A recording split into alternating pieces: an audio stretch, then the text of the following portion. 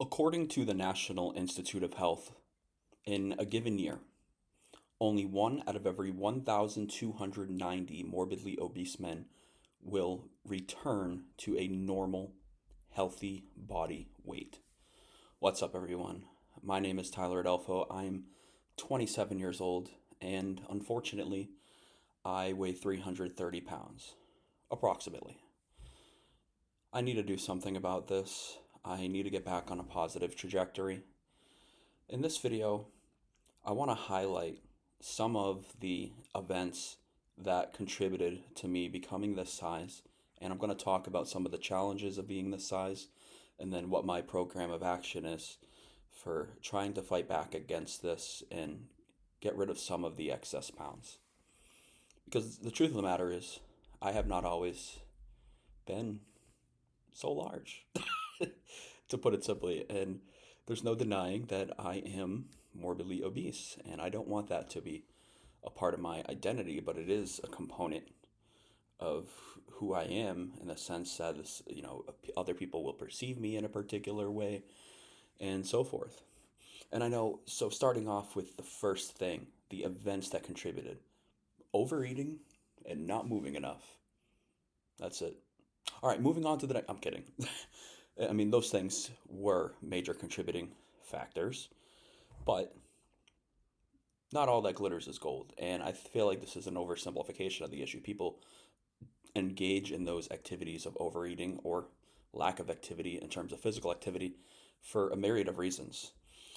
And in my case, it was a severe depressive episode that followed in the aftermath of a 6 month long bipolar manic episode with psychosis. I know that's a mouthful of what I just said there, so let me break it down a little bit.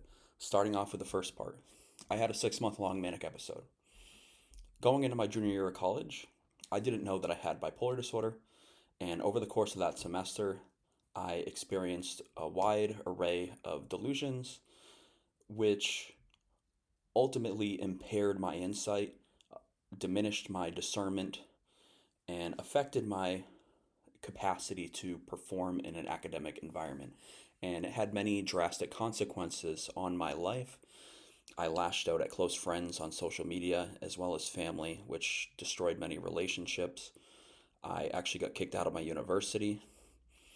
I got arrested at one point because I got into a fight while I was manic in psychosis. So there's a lot of things that happened. I lost my job, I lost my education, I lost my friends. That's the abridged summary of what happened. After that transpired, after I came out of mania due to treatment on a medication called Abilify, I was able to regain the insight that I was void of during my manic episode.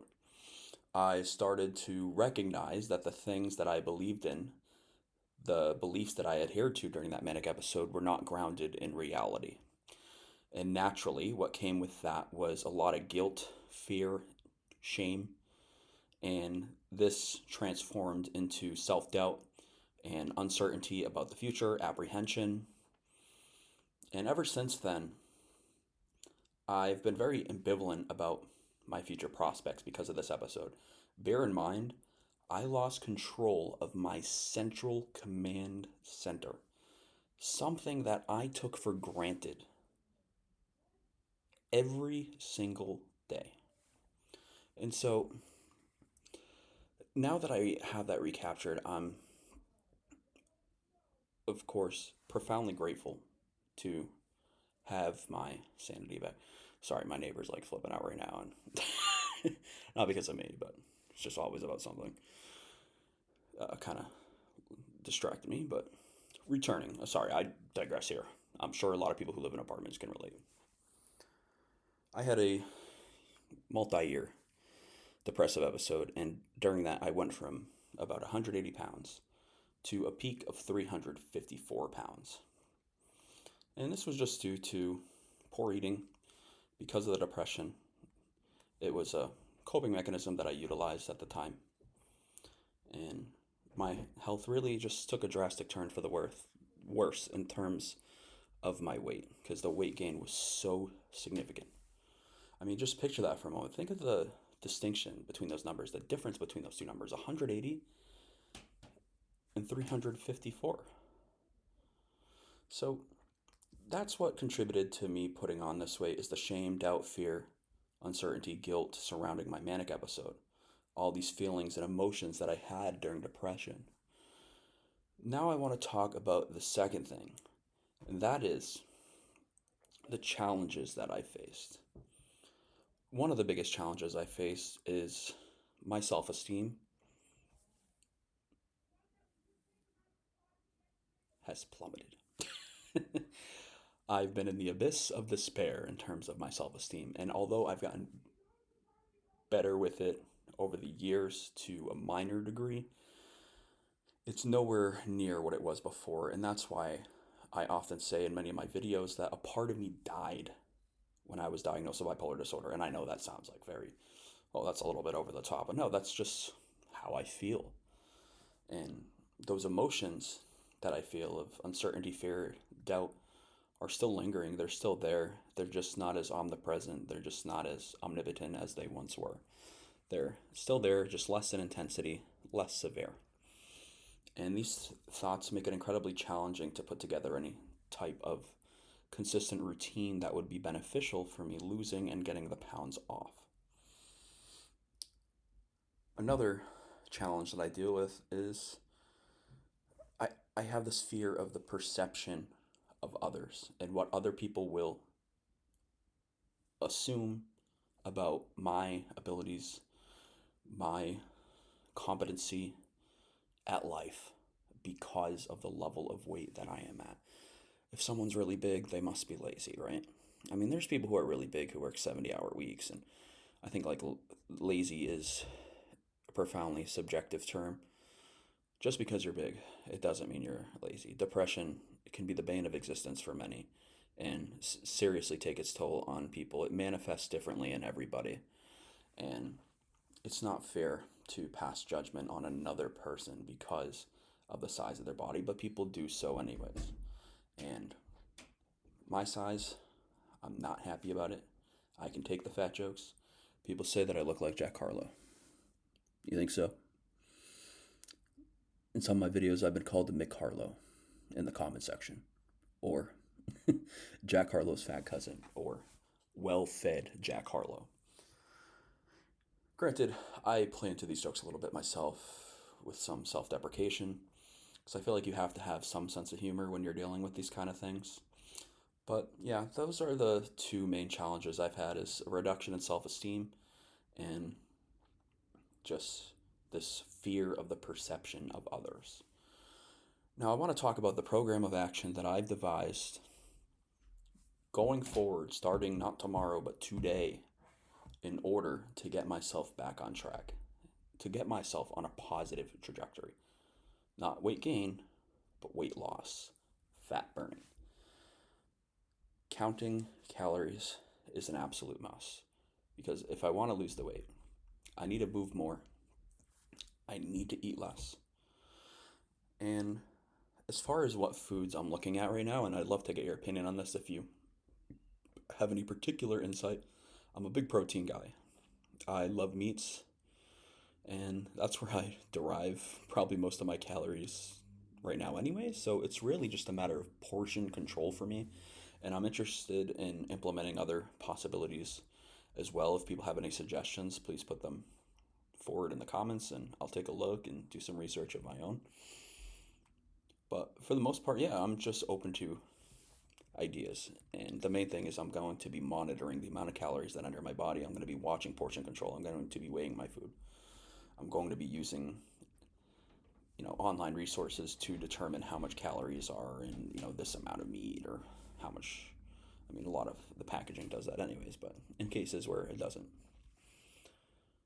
Second, I need my activity levels to exponentially increase. Maybe not exponentially, but I say exponentially just because my activity levels are so low right now. They're incredibly nominal, and I need them to be more up here as opposed to down there. So once I get them up here to that level, I feel like I'll be actually less likely to overeat in the kitchen. And it will be more probable that I engage in the particular behaviors that will reduce my weight, such as not overeating and exercising more, because I feel like they both feed into each other, right? It's kind of like a cycle in a sense, where when you overeat, you don't really want to exercise. You feel like crap. You feel like rubbish. You're like, why did I do that? I just made certain that I'm going to need to put all this time distributed, allocated towards working out in order to get those calories off. I'll just move on to the next day and start fresh. That's the line of thinking that I typically have.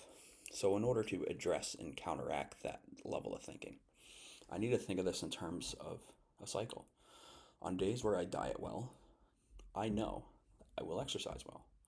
On days that I exercise well, I know that I will diet well and monitor my calories.